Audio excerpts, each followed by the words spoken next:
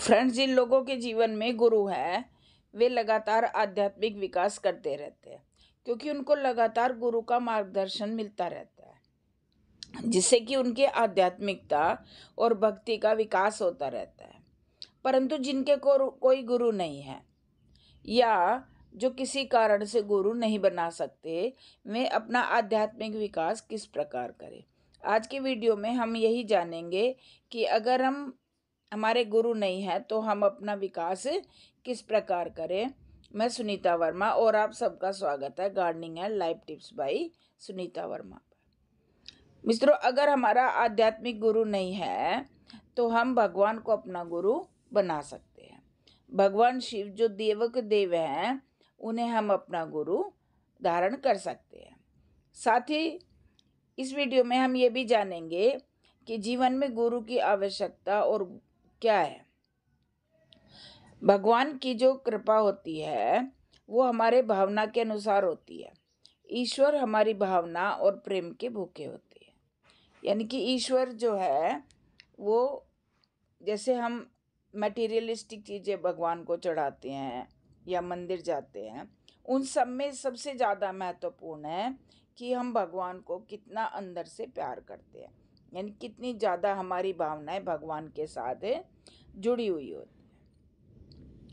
अब जितने भी हमारे रूप है, ईश्वर के रूप है, जो भी भगवान के रूप है, वो सब की अलग अलग भावनाएं उनके साथ जुड़ी हुई होती है।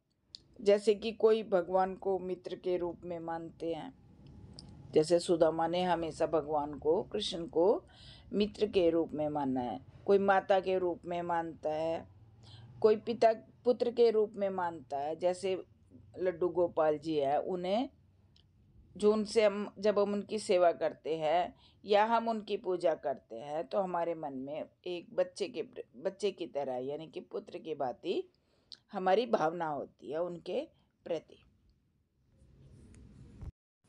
और ये तो अब सबको पता ही है कि जीवन में शुरू से, जब से हम जन्म लेते हैं और आखिर तक हमें गुरु की आवश्यकता पड़ती है।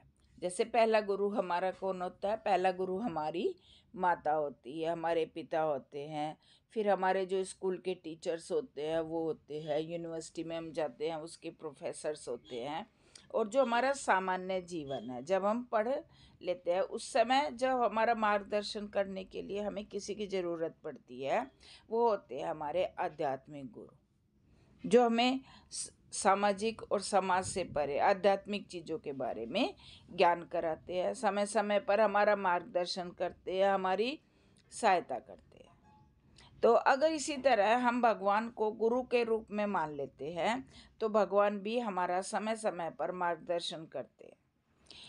इसका अनेक ग्रंथों में वर्णन है कि बहुत से भक्त हैं जिन्होंने शिव को अपने गुरु के रूप में धारण किया है।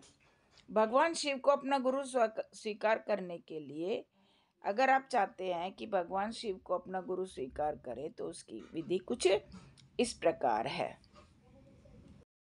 इसके लिए आप प्रातःकाल स्नान करके, और पूजा घर में, आप पूजा घर में भी कर सकते हैं जहाँ आप अपने अपने भगवान जी स्थापित कर रखे हैं, और आप इस काम को मंदिर में भी कर सकते हैं। स्नान करके हाथ में अक्षत यानी कि चावल के दाने, थोड़ी सी दूब घास और जल लेकर शिव से कहे, हे शिव मैं। इसके बाद आप अपना नाम लें, साथ ही अपना गोत्र का नाम भी लें। मैं आपको अपना गुरु बनने का आग्रह कर रहा हूँ या कर रही हूँ। आप कृपा करके मुझे अपने शिष्य के रूप में स्वीकार करें। यानी कि आप भगवान से प्रार्थना करें कि मैं आपको अपना गुरु बनने का आग्रह कर रहा हूँ और आप कृपा करके मुझे अपने शिष्य के रूप में स्वीकार करें। ऐसा कहने के बाद आप के हाथ में जो जल है, जो चावल है, वो आप अर्पण कर दे भगवान जी के चरणों में। फिर आप दोनों हाथ उठाकर ब्रह्मांड की तरफ देखते हुए, आकाश की तरफ देखते हुए 3 बार घोषणा करें कि मैं अखिल अंतरिक्ष में घोषणा करता हूँ या करती हूँ कि शिव मेरे गुरु हैं और मैं उनकी शिष्य हूँ। यानी भगवान शिव जो है वो आज से मेरे गुरु हैं और मैं उनकी शिष्या हूँ। फिर इसी तरह शिव मेरे गुरु हैं और मैं उनकी शिष्या हूँ, या मैं उनका शिष्य हूँ। भगवान शिव मेरे गुरु हैं, मैं उनका शिष्य हूँ या उनकी शिष्य हूँ। और मैं गुरु दक्षिणा के रूप में भगवान आपको राम नाम सुनाऊंगा, क्योंकि भगवान शिव को सबसे ज़्यादा प्रिय है राम का नाम। तथास्तु घोषणा मेरी दर्ज हो, यानी कि मेरी जो घोषणा है वो ब्रह्मांड में दर्ज उपस्थित हो। हे ईश्वर, आप मेरी प्रार्थना सुने। इससे भगवान शिव अपनी शास्त्रीय व्यवस्था के अनुसार, जो भगवान शिव की व्यवस्था है उसके अनुसार आपको अपने शिष्य के रूप में स्वीकार कर लेंगे। इसी कारण उसी दिन से आपका जीवन बदलने लगेगा, यानी कि आपकी कोई भी समस्या हो तो भगवान आपको गाइड करने लगेंगे।